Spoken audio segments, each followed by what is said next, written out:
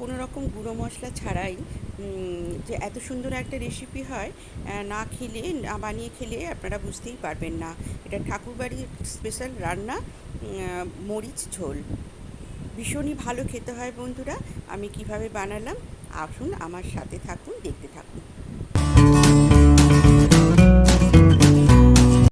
মরিচ ঝোল বানানোর জন্য এখানে আমি 5 বিচেলি সবজি নিয়ে নিয়েছি। কুমড়ো নিয়েছি, পটল নিয়েছি, রাঙালু নিয়েছি, সজনে ডাঁটা নিয়েছি, ঝিঙে নিয়েছি, আলু নিয়েছি আর বেগুন নিয়েছি। সব ডুবো ডুবো করে কেটে নিয়েছি। দেখুন, সব বড় বড় করে ডুবো করে কেটে নিয়েছি। আর নিয়েছি এখানে মশলার মধ্যে নিয়েছি 1 চামচ আমি নিয়েছি রাঁধুনি, 1 চামচ নিয়েছি কালো জিরে আর 3টে কাঁচা লঙ্কা। এর মধ্যে আমি ফোড়ন দেবো আর কিছুটা বেটে নেব। কড়াই বেশ কিছুটা সর্ষের তেল দিয়ে দিলাম। দিয়ে আমি কালো জিরে আর 2টো কাঁচা লঙ্কা ফোড়ন দিলাম। ফোড়নটা একটু কিছুক্ষণ কয়েক সেকেন্ড ভেজে নেব। একটা সুন্দর গন্ধ বেরোলে আমি সবজিগুলো একে একে সব দিয়ে দেব। প্রথমে আমি দিয়ে দিলাম আলুর টুকরোগুলো, তারপরে দিয়ে দেব পটল আর কুমড়ো, দিয়ে ভালো করে আমি ভেজে নেব, হালকা করে ভেজে নেব।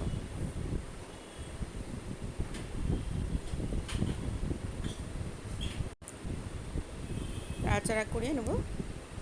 এবারে আমি কিছুক্ষণ নাড়াচাড়া করে একটু ভেজে নিলাম, নিয়ে হালকা করেই ভেজে নেব সবজিগুলো। এবারে একে একে আমি সব সবজিগুলোই দিয়ে দেবো। রাঙালু দিয়ে দিলাম, সজনে ডাঁটা দিয়ে দিলাম, ঝিঙে, বেগুন সব দিয়ে দিলাম। দিয়ে এবার ভালো করে সব সবজিগুলো আবারও 2 মিনিট মতন আমি একটু ভেজে নিলাম। নিয়ে এবারে আমি রাঁধুনি আর 1/2 চামচ রাঁধুনি আর 1/2 চামচ কালো জিরে বেটে নিয়েছি, দিয়ে দিলাম। আর কোনো মশলাই পড়বে না এর মধ্যে।